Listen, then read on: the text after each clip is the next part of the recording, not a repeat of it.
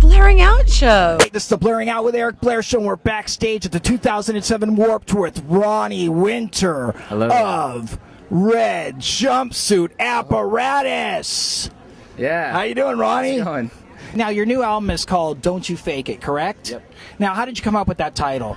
Actually, it's a line out of our first song called In Fate's Hands, which is, and don't you fake it, referring just to, like, I don't know, just in life in general, just be yourself, you know what I mean? Be an individual, like, don't worry about what people think. Obviously, that's kind of why we named our band what we did, because we don't care about what certain people think, and we wanted them to focus on the music. So don't you fake it, just it fit, you know? Now, were there any naysayers as far as when you came up with the name Red Jumpsuit Apparatus? Were there any naysayers at record labels or management or anything like that where they're like, dude, that name's never going to fly? You know what? As far as management is concerned and label, they've been pretty supportive because we had like a vision, you know, and it was like, listen, you know, we just kind of negotiated that before we even dealt with them. We're like, we don't want to be messed with. This is our name. This is our sound. Like, so actually, we haven't had a lot of problems internally. You know, critics will say what they want and they'll have their joke and their laugh, but whatever. We don't care about that. We don't write music for them. Now, your album went gold. Yeah, I know we're doing good, and we got a lot of, you know, a lot of love and a lot of support. And I get a lot of email, that's for sure. And you know, I know we've sold some records, but we don't like, I don't know, we don't like pay attention to it. I mean, you can't. You'll drive yourself crazy, you know what I mean? You can't wake up every morning and think about what number you're at. You got to wake up and think about where you are, what you're doing, what time you got to be here to be there, you know what I mean? So we take it one day at a time. So, but yeah, we've had some good fortune, you know. I know that, and I'm thankful for it, you know. So now, thank you for that. What do you feel makes your band unique? You know what? I don't know. We're just a bunch of guys from Jacksonville, and we're just trying to make some music. We're not trying to like do anything else. So if anything, I wouldn't necessarily say that, you know, we're doing anything that anybody else isn't. We're just focusing on one thing only, and that's music. And we don't focus on, you know, getting all, you know, in character for this or that, or, you know, the biggest stage props or anything. We don't care. We just play our music, and you know, most of our fans get that. They just want to hear music. So that's cool. If you like music and you like our music, then you'll probably like us too, I guess. Yeah, great music, great quality music, and great instrumentation. You guys are all amazing. You're an amazing singer. Thanks, your man. bass player is an amazing bass player. Everybody just kicks ass on that new album. You are the main songwriter. I write the lyrics and the melodies. Okay. So as far as, you know, there you go. So the voice, all the melody, the vocal, the lyric, that's me. And then as a band, we write the music.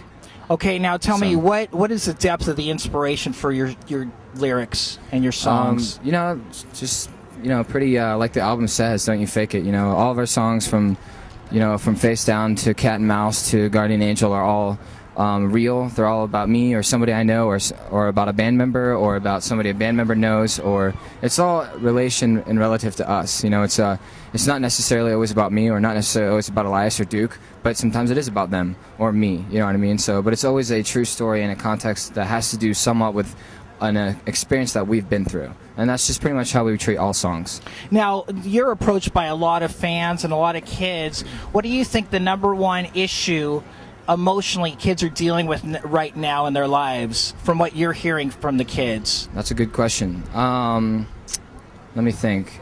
You know, believe it or not, still just depression is really, it's something that a lot of people don't take seriously enough, I think, and there's a lot of kids out there who they're really going through legitimate depression issues, and people are, you know, may think, you know, you're 13 years old, you're too young to feel depression. Well, I don't agree with that. I feel that there are certain circumstances in a child's life that can happen that can lead for anybody to feel anything at a certain moment. Once you're past that age of understanding, you know, some people call it, once you're able to understand and discern from, you know, good and bad and right and wrong, and just get a general vibe on the world, when you're able to do that, then you're able to succumb to any feeling, you know, whether it's love, sadness, you know, hatred, happiness, guilt, anything, and all that is involved in depression. You know, it's all shades, different shades of the emotion, you know. So I don't know, probably just simply depression. What do you say to the kids when they approach you, when they say, hey man, this certain song got me through a hard time in my life, but they might ask you for advice because a lot of times they look up to you? Yeah, well, you know what, first thing I tell them is thanks for listening, because, you know, it took just as much part as the person listening to the music as the person creating it. So, you know, thanks for listening to the, you know, caring about the lyrics and caring about what they actually mean, because a lot of people don't anymore. And, you know, hopefully you can find a message of hope, because most of our songs, I like to think, are hopeful, have hopeful messages. And just remember that, you know, every day is a new day, man. You know, it's you got to take it one day at a time. I'm not going to tell you life's going to be great, because it's not always going to be great. I'll be honest with you. Sometimes it's bad. Sometimes it's really bad. But it does get better, and it's never going to be the worst day of your life every day. That's impossible. So if you've ever been through that day, then you're good for the rest of your life. So don't worry about it. Face Down is an anti-domestic violence song. Right. Tell me how that came about. I just sang it to the band and said, "Do you guys want to make this into a song? What do you think?" I think it's good, but I know it's a little, you know, it's a little risky, because a lot of people are scared to make a statement like that, or to I don't know. Some people are just afraid to shake the water, and I'm not. You know, so basically. They were down, they loved it, we worked it into a song, made it a rock song together, and we recorded it, and that was almost 4 years ago, and we've been playing it ever since. Do you have a girlfriend? I'm married. You're married? Happily married. He's married! Sorry if that bothers anyone, but... In the words of Long Dong, married! That's right. I actually, back in, when I was 17 years old, I was in high school marching band, and my wife was playing trumpet, and I played drums, marching. And I met her, and we dated off and on, and almost a year ago we got married. So I've known her since I was 17. I'm 24. So your whole attitude has never been, hey man, once I be getting the band, then I'm gonna like play all these women on tour. I've honestly, whether you believe it or not, I've just never really cared about that. Really? I'm really I just care about like music. But in our band, I don't know, we're musicians, man. It's just what we do. You know, it's funny because I'm hearing the same thing from a lot of the guys I'm interviewing today, which is very different. Yeah. As far as like, you know, a lot of the metal bands. Well, believe it or not, the stereotypes. I mean, the stereotype of rock musicians changed quite a bit over the years. You know, the industry's dwindled compared to some other markets, and honestly, the only rock bands left are the good ones. You know, the ones who know what's important and what's, you know, if you're making a living in rock music today, you know how hard it really is to do that, regardless of your amount of success. Then I salute you, because the bad ones have been weeded out, so to speak. Pretty much, in my opinion. Now, what's next for Red Jumpsuit Apparatus and Ronnie Winter?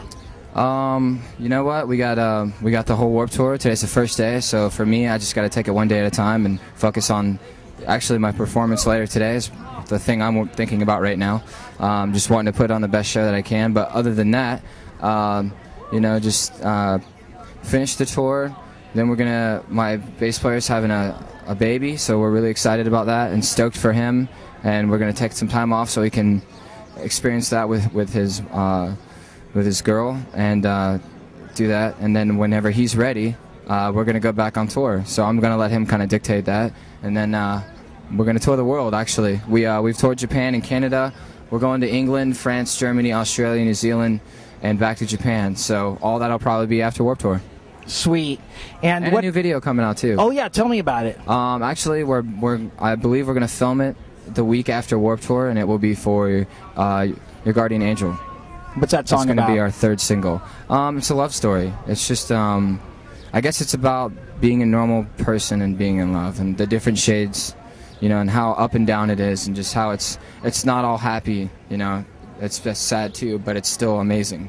It's just kind of how it finishes out. So it's a love story. Are you a spiritual person? You know what? I have my beliefs. I'll tell you that for sure. I definitely have my beliefs, and I'm not ashamed of them.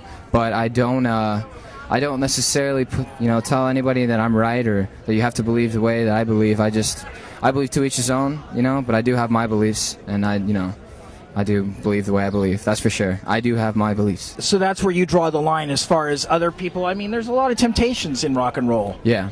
And that's where you draw the line on those temptations, correct? You know what?